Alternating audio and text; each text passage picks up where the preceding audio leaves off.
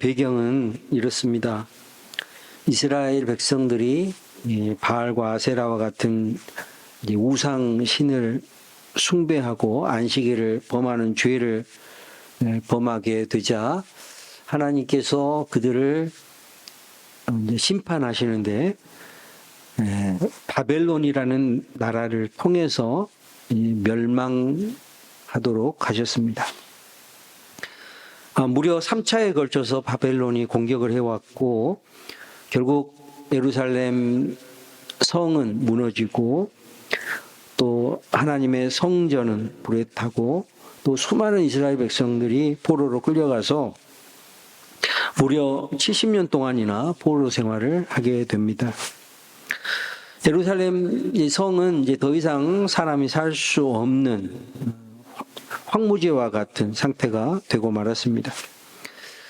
여러분, 말이 그렇지 70년 동안 포로 생활을 한다는 것이 얼마나 힘들고 고통스러웠겠습니까? 우리 민족도 36년 동안이나 일제 치하에서 고통을 받지 않았습니까? 그래서 그들은 포로 생활 가운데서 간절히 부르짖어 기도하기 시작합니다. 우리의 죄를 용서해 주시옵소서. 우리를 고국으로 다시 돌아가게 해 주시옵소서. 바벨론 강가에서 이스라엘을 바라보면서 하나님 앞에 간절하게 부르짖어 기도하기 시작한 것이죠. 그때 하나님은 이 기도를 외면하지 않으시고 응답해 주시는 것입니다. 오늘 본문이 바로 그들의 부르짖음에 대한 하나님의 응답을 이야기하고 있습니다. 하나님께서 이스라엘 백성들에 대해서 무슨 말씀을 하셨는지 우리가 살펴보면은요. 1절을 한번 보시기 바랍니다. 1절을 보시면 나는 시온의 의가 빛같이 예루살렘의 구원이 횃불같이 나타나도록 시온을 위하여 잠잠하지 아니하며 예루살렘을 위하여 쉬지 아니할 것인즉 그랬습니다. 여기 나오는 시온과 예루살렘은 바로 이스라엘 민족을 의미하겠죠. 지금은 누구를 의미할까요? 바로 저와 여러분, 우리 성도들을 가리키는 말씀일 것입니다. 그런데 하나님께서 이 이스라엘 백성들, 시온과 예루살렘을 위하여 어떻게 하신다고 말씀하십니까? 시온의 공의가 빛같이 예루살렘의 구원이 횃불같이 나타나도록 이 시온을 위해서 잠잠하지 않을 것이다. 쉬지 아니할 것이다. 이렇게 말씀하고 있는 것이에요. 그러니까 하나님께서 뭐하고 계시다? 쉬지 않고 일하고 계신다. 이런 말씀이죠. 마치 잠잠한 것처럼 우리를 내버려 두는 것처럼 생각이 되지만 실상은 하나님께서 잠잠치 아니하시고 쉬지 아니하시고 일하고 계시다는 거예요. 그래서 시편 121편 4절에 보면 이스라엘을 지키시는 자, 곧 하나님은 뭐 하신다? 졸지도 아니하시고 주무시지도 아니하신다. 이렇게 말씀하고 계시는 거예요. 여러분, 하나님은 일하고 계심을 믿으시기를 축원합니다. 마치 우리를 방치하고 계시고 그냥 내버려 두고 계시는 것처럼 여겨지지만 그렇지 않으시는 거예요. 눈동자처럼 지켜주고 계심을 믿으시는 우리 성도들 되시기를 축원합니다. 그래서 열왕기하 19장 31절에는 하나님의 열심이라는 말을 썼어요. 여호와의 열심이 이 일을 이루리라. 또 이사야 9장 7절에도 만군의 여호와의 열심이 이를 이루시리라 그랬어요. 하나님의 열심이라는 표현이 이렇게 많이 사용되고 있는 것이죠. 여러분, 만군의 여호와의 열심이 70년 동안 압제 속에 포로된 자기의 백성을 바벨론의 압제에서 해방시키실 줄 믿으시기를 축원합니다. 하나님의 열심히 저와 여러분을 구원하셨음을 믿으시기를 축원합니다. 하나님의 열심히 우리 교회를 부흥케 하실 것을 믿으시기를 축원합니다. 하나님의 열심히 여러분을 방치하지 않으세요. 여러분을 눈동자처럼 지켜주시고 그 열심히 세상 끝날까지 여러분과 항상 함께 하실 줄 믿으시기를 축원합니다. 여러분, 하나님은 쉬지 않으시는 하나님이세요. 그러므로 우리도 정말 열심히 살아야 돼요. 게을러서는 안 됩니다. 성경은 게으른 자를 악한 자라고 했어요. 악하고 게으른 종아 그랬잖아요. 여러분, 성경에서 악하고 게으른 종은 어떤 사람을 의미합니까? 그냥 단순히 일 안 하는 사람을 악하고 게으르다고 했을까요? 물론 그런 사람도 포함되지만 가장 중요한 것은 악하고 게으른 종은 하나님 말씀에 순종하지 않는 사람이에요. 하나님이 이 게으른 자를 싫어한다고 했을 때 우리는 하나님 앞에 순종하지 않는 자라는 것을 알아야 되는 것이죠. 성경에는 많은 부르심이 있어요.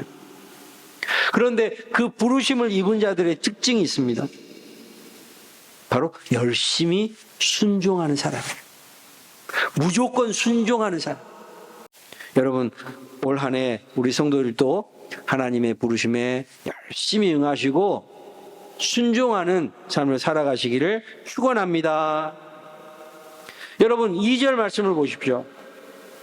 이 땅 나라들이 내 공의를 뭇 왕이 다 내 영광을 볼 것이요 너는 여호와의 입으로 정하실 새 이름으로 일컬음이 될 것이며 그랬어요. 여기서 하나님께서 새 이름을 이스라엘 백성에게 또 우리에게 지어주시겠다는 것입니다. 그 새롭게 지어주신 이름이 뭐냐? 4절 말씀을 한번 보십시오.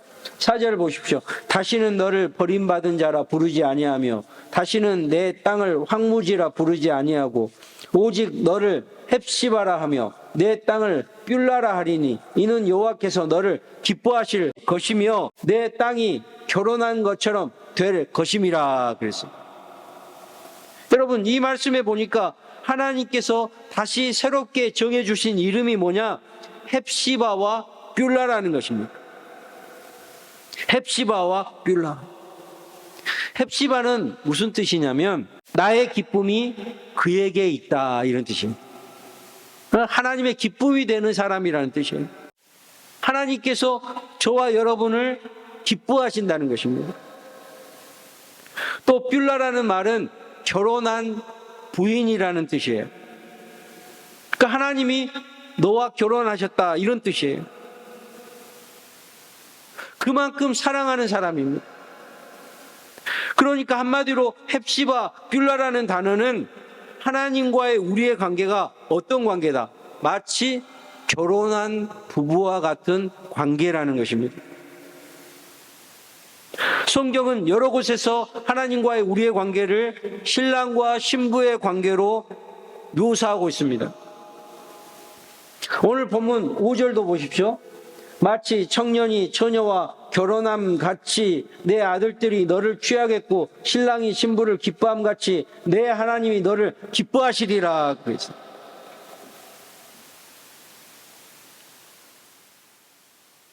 여러분, 하나님이 마치 우리를 신부로 받아들이는 것처럼 그렇게 우리를 기뻐하시고 사랑하신다는 의미예요.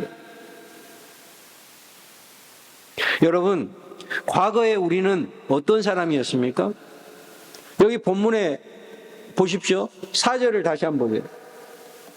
4절에 보면은 다시는 너를 버림받은 자라 부르지 아니하여. 그러니까 이전에는 무슨 상태였어요? 버림받은 자였어요. 그리고 다시는 내 땅을 황무지라 부르지 아니하고 그랬어요. 그러니까 버림받은 땅이었고 황무지와 같은 우리였어요. 그러니까 결혼한 관계로 생각한다, 남녀 관계로 생각한다면 마치 버림받은 여인, 이혼당한 여인을 의미하겠죠. 왜 그랬을까요? 제가 설교를 시작할 때 본문의 배경에 대해서 말씀드리지 않았습니까? 우상 숭배의 죄로 말미암아 하나님 앞에 버림받은 이스라엘 백성 아니었습니까? 그리하여서 3차에 걸친 바벨론의 공격에 의해서 예루살렘 성이 회파되고 성전이 무너지고 이스라엘 백성들은 포로로 끌려가서 70년 동안이나 처참한 모습으로 살아갈 수밖에 없었어요. 바로 그 모습이 버림받은 땅, 황무지와 같은 상태를 의미하는 것입니다. 마치 남편에게 버림받고 이혼당한 여인의 모습과 같은 것이죠. 여러분, 버림을 받는 자의 아픔과 상처는 어떨까요? 인간의 가장 큰 상처 중에 하나가 버림받은 것이라고 그래요. 어릴 때 부모에게 버림받은 사람의 상처, 이것은 평생을 간다고 그래요. 우리 인간의 가장 큰 고통의 근원이 어디서 왔을까요? 바로 하나님으로부터 버림받은 것입니다. 왜 버림받게 되었을까요? 아담과 하와가 지은 죄 때문 아닙니까? 그 버림받은 인간의 상처가 계속해서 유전이 되어서 우리에게까지 흘러오는 것이죠. 시편 119편 8절에 보면 내가 주의 율례를 지키오리니 나를 아주 버리지 마옵소서. 또 시편 51편 11절에도 다윗이 이렇게 고백합니다. 나를 주 앞에서 쫓아내지 마시며 주의 성신을 내게서 거두지 마소서. 여러분, 모든 인간의 고통은 바로 하나님으로부터 버림을 받은 데서부터 시작한다는 사실. 그렇게 하나님으로부터 버림받은 인간이, 이스라엘 백성이 다시 구원을 받게 됩니다. 하나님께서 저들을 다시 신부로 맞이하겠다고 선언하십니다. 내가 너로 인하여 기뻐하며 내가 너를 사랑한다고 말씀하고 계시는 것입니다. 여러분, 예수 믿는다는 것이 무엇입니까? 바로 버림받은 우리가 다시 그 관계를 회복하는 것을 의미하는 것이죠. 그래서 이제는 더 이상 버림받은 여자가 아닙니다.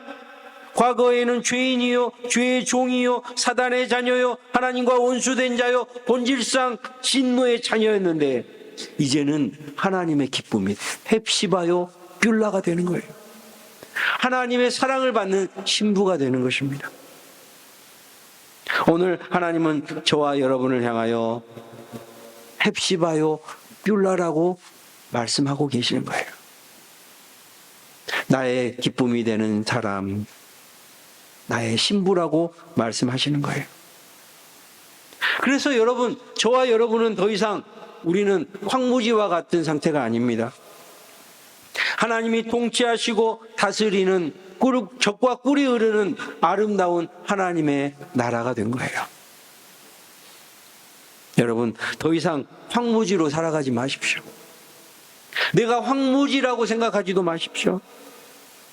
그리고 이제 더 이상 황무지가 되어서도 안 되는 것입니다. 3절 말씀을 다시 한번 보십시오.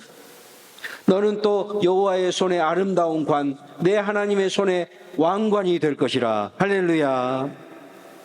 여러분, 우리가 누굽니까? 이제는 하나님의 손에 들려진 아름다운 면류관이요, 내 하나님의 손에 왕관이 될 것이라.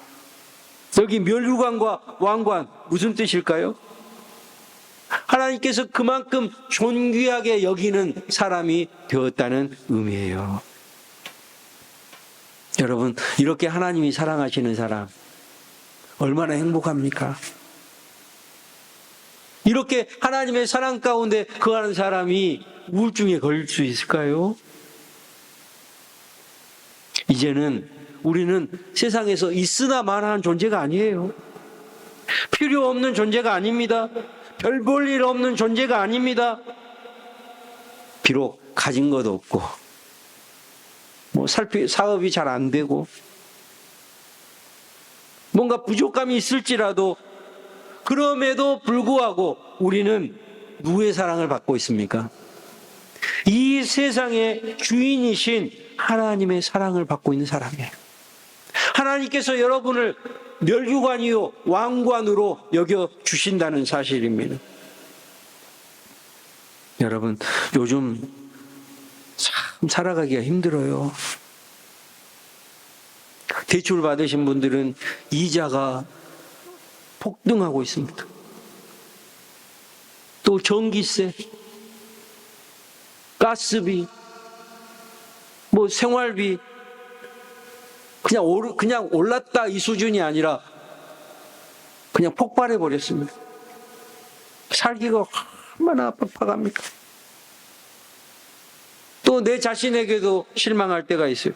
내가 이것밖에 안 되나?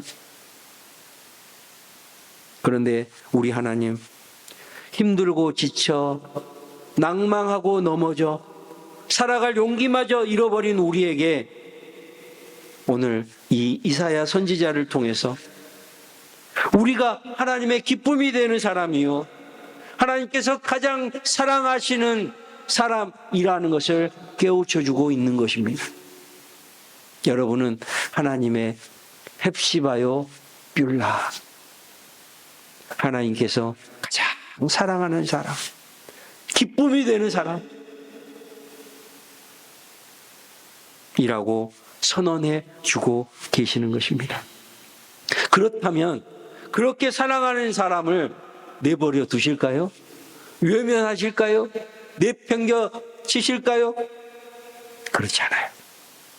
여러분을 눈동자처럼 지키시고 보호하시고 인도해 주실 것입니다. 비록 지금은 어렵고 힘든 과정에 있지만 우리 교회도 마찬가지죠. 그러나 하나님께서 다시 한번 우리의 손을 들어주시고 하나님의 면류관으로, 하나님의 왕관으로 하나님의 손에 들려주실 그 귀한 축복이 임할 줄 믿습니다.